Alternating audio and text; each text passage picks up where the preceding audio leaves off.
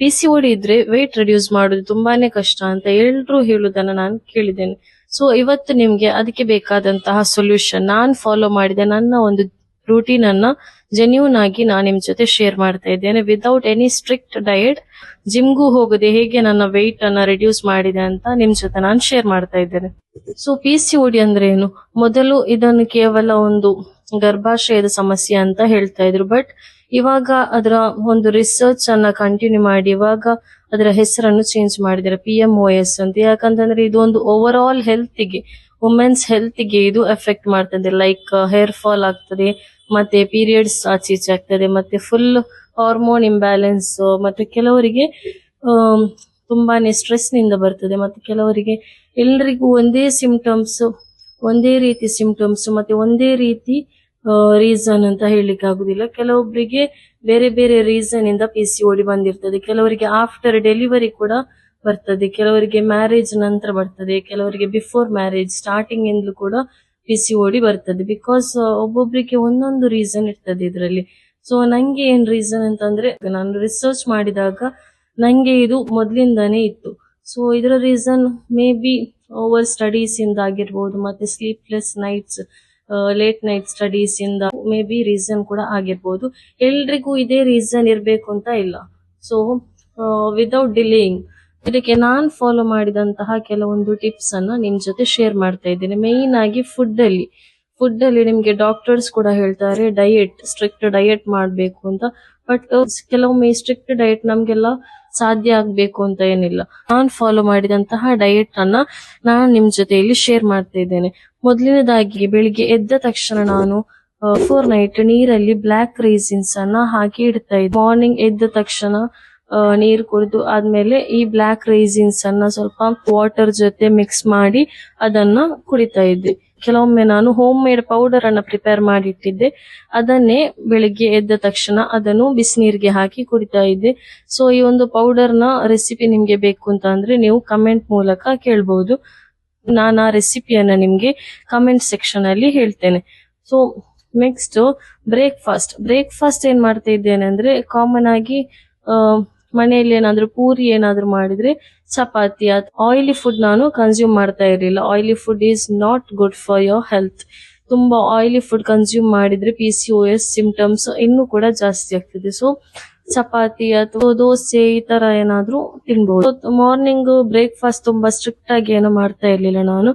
Just morning ಏನು ಮನೆಯಲ್ಲಿ prepare ಮಾಡ್ತಾ ಇದ್ರು ಎಲ್ರು, ಅದನ್ನೇ ಸ್ವಲ್ಪ ಅದರ ಕ್ವಾಂಟಿಟಿಯನ್ನ ಕಡಿಮೆ ಮಾಡಿ, ಅಂದ್ರೆ 4 ತಿಂತಾ ಇದ್ರೆ ಸ್ಟಾರ್ಟಿಂಗ್ 3, ನೆಕ್ಸ್ಟ್ 2 ಆ ತರ ಮಾಡಿ ಅದರ ಜೊತೆ ಬೇರೆ ಏನಾದ್ರು ಪ್ರೋಟೀನ್ ಅಂಶ ಅಂದ್ರೆ ಹೆಸರು ಕಾಳಿದ್ದು ಪಲ್ಯ ಆ ತರ ಏನಾದ್ರು ಕನ್ಸ್ಯೂಮ್ ಮಾಡ್ತಾ ಇದ್ದೆ. ನೆಕ್ಸ್ಟ್ ಒಂದು 11 o'clock ಆ ಟೈಮಿಗೆ ಸ್ನಾಕ್ಸ್ ಏನಾದ್ರು ತಿನ್ಬೇಕು ಅಂತ ಇದ್ರೆ ಡೇಟ್ಸ್ ಅಥವಾ ಏನಾದ್ರು ಫ್ರೂಟ್ಸ್ ಮನೆಯಲ್ಲಿದ್ರೆ, ಅಥವಾ ಏನಾದ್ರು ಹೆಲ್ದಿ ಸ್ನಾಕ್ಸ್ ಇದ್ರೆ, ಹೆಲ್ದಿ ಸ್ನಾಕ್ಸ್ ಅಂದ್ರೆ ಈ ಎಳ್ಳುಂಡಿ ಆ ತರ ಏನಾದ್ರು ಇದ್ರೆ ಅದನ್ನ ಕನ್ಸ್ಯೂಮ್ ಮಾಡ್ತಾ ಇದ್ದೆ. ನೆಕ್ಸ್ಟ್ ಆಫ್ಟರ್ನೂನ್ ಲಂಚ್ಗೆ ಕೂಡ ಹಾಗೆ ರೈಸ್, ಮೊದಲೆಲ್ಲ ರೈಸ್ ತುಂಬಾ ತಿಂತಿದ್ವಿ ಅಲ್ವಾ.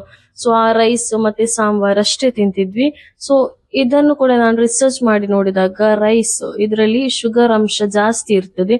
ಸೊ ರೈಸ್ ಅನ್ನ ರೆಡ್ಯೂಸ್ ಮಾಡಿ, ಬೇಕು ನಮ್ಮ ಬಾಡಿಗೆ, ಅಂದ್ರೆ ನಮ್ಗೆ ಎನರ್ಜಿಗೆ ಇದು ಕೂಡ ಬೇಕು. ಸೊ ಏನ್ ಮಾಡಿ ಅಂದ್ರೆ ಕ್ವಾಂಟಿಟಿ ಕಡಿಮೆ ಮಾಡಿ, ಒಂದು ಬೌಲ್ ಅಲ್ಲಿ ಎಷ್ಟು ಸ್ವಲ್ಪ ಒಂದು ಚಿಕ್ಕ ಬೌಲ್ ಅಲ್ಲಿ ಅಷ್ಟು ರೈಸ್ ತೆಗೆದು, ಮತ್ತೆ ಅದಕ್ಕೆ ಏನಾದ್ರೂ ಪ್ರೋಟೀನ್ ಜಾಸ್ತಿ ತಿನ್ಬೇಕು. ನಾವು ಫಸ್ಟ್ ಪ್ರೋಟೀನ್ ಅನ್ನ ಕನ್ಸ್ಯೂಮ್ ಮಾಡಿದ್ರೆ ನಮ್ಗೆ ಸ್ವಲ್ಪ ಹಸಿವು ಅಲ್ಲಿ ಬ್ಯಾಲೆನ್ಸ್ ಆಗ್ತದೆ, ಮತ್ತೆ ನಾವು ಸ್ವಲ್ಪ ರೈಸ್ ತಿಂದ್ರು ನಡೀತದೆ. ಪ್ರೋಟೀನ್ ಅಲ್ಲಿ ಚಿಕನ್ ಬರ್ತದೆ, ಮತ್ತೆ ಎಗ್, ಮತ್ತೆ ಕೆಲವೊಂದು ಸ್ಪ್ರೌಟ್ಸ್, ಈ ತರ ನೀವು ಅದನ್ನೆಲ್ಲ ಬ್ಯಾಲೆನ್ಸ್ ಮಾಡಿ ಕನ್ಸ್ಯೂಮ್ ಮಾಡಬಹುದು. ಸೊ ಇದರಿಂದ ಏನಾದ್ರೂ ರೆಸಿಪೀಸ್ ಮಾಡಿ ಅದನ್ನು ಕೂಡ ನೀವು ಈ ಆಫ್ಟರ್ನೂನ್ ತಗೊಳ್ಬಹುದು. ನೆಕ್ಸ್ಟ್ ಕುಕುಂಬರ್ ಮತ್ತೆ ವೆಜ್ಜೀಸ್ ಇದನ್ನೆಲ್ಲ ಇನ್ಕ್ಲೂಡ್ ಮಾಡ್ತಾ ಇದ್ದೆ. ಸೊ ಈವ್ನಿಂಗ್ ಟೀ ಕುಡಿತಾ ಇದ್ದೆ ಮೊದಲು. ಸೊ ಟೀ ಅನ್ನ ಕಂಪ್ಲೀಟ್ ಅವಾಯ್ಡ್ ಮಾಡಿದೆ. ಸ್ವಲ್ಪನೇ, ಕೆಲವರು ಹೇಳ್ಬೋದು ನಂಗೆ ಟೀ ಅನ್ನ ಅವಾಯ್ಡ್ ಮಾಡಿ ಇರ್ಲಿಕ್ಕೆ ಆಗುದಿಲ್ಲ, ಬಟ್ ನಾನ್ ಕೂಡ ಮೊದಲು ಡೈಲಿ 3 cups ಟೀ ತಗೊಳ್ತಾ ಇದ್ದೆ. ಬಟ್ ಆ ಟೀ ಅನ್ನು ಕೂಡ ಸ್ವಲ್ಪನೇ ಕಡಿಮೆ ಮಾಡ್ತಾ ಬಂದಿದ್ದೆ. ಟೀ ಅನ್ನ ಹೇಗೆ ಕಡಿಮೆ ಮಾಡಿದೆ ಅಂದ್ರೆ, ಸ್ವಲ್ಪ ಅದರ ಒಂದು ಫುಲ್ ಕಪ್ ಕುಡಿತಾ ಇದ್ರೆ ನೆಕ್ಸ್ಟ್ ಹಾಫ್ ಕಪ್, ನೆಕ್ಸ್ಟ್ ಸ್ವಲ್ಪ ಕುಡಿತಾ ಇದೆ ಬ್ರೇಕ್ಫಾಸ್ಟ್ ಗೆ, ಮತ್ತೆ ಈವ್ನಿಂಗ್ ಮೊದಲು ಕುಡಿತಾ ಇದೆ. ಸೊ ಅದನ್ನು ಚೇಂಜ್ ಮಾಡಿ ಮತ್ತೆ ಮಾರ್ನಿಂಗ್ ಮತ್ತೆ ಈವ್ನಿಂಗ್ ಸ್ಟಾರ್ಟ್ ಮಾಡಿದೆ, ಮತ್ತೆ ಈವ್ನಿಂಗ್ ಮಾತ್ರ ಕುಡಿತಾ ಇದೆ, ಮತ್ತೆ ಕಂಪ್ಲೀಟ್ ಸ್ಟಾಪ್ ಮಾಡಿ ಬ್ಲ್ಯಾಕ್ ಟೀ ಕುಡಿಲಿಕ್ಕೆ ಸ್ಟಾರ್ಟ್ ಮಾಡಿದೆ. ಈಗ ಬ್ಲ್ಯಾಕ್ ಟೀ ಕೂಡ ನಂಗೆ ಬೇಕು ಅಂತ ಏನಿಲ್ಲ.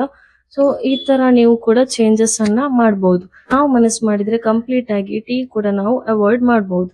ನೈಟಿಗೆ ಬೇಕಾದದ್ದನ್ನು ನೀವು ಬೇಗನೆ ಪ್ರಿಪೇರ್ ಮಾಡಿಡಿ. ಅಂದ್ರೆ ಓಟ್ಸ್, ನೀವು ಒಂದ್ಸಲ ಓಟ್ಸ್ ತಂದಿಟ್ಟಿದ್ರೆ ಅದರಿಂದ ನಿಮ್ಗೆ ತುಂಬಾನೇ ರೆಸಿಪೀಸ್ ಮಾಡಬಹುದು. ಅಂದ್ರೆ ಓಟ್ಸ್ ಇದ್ದು ದೋಸೆ ಮಾಡಬಹುದು, ಮತ್ತೆ ಓಟ್ಸ್ ಇಂದ ತುಂಬಾನೇ ರೆಸಿಪೀಸ್ ನೀವು ಯೂಟ್ಯೂಬ್ ಅಲ್ಲಿ ಸರ್ಚ್ ಮಾಡಿದ್ರೆ ತುಂಬಾನೇ ರೆಸಿಪೀಸ್ ಬರ್ತದೆ.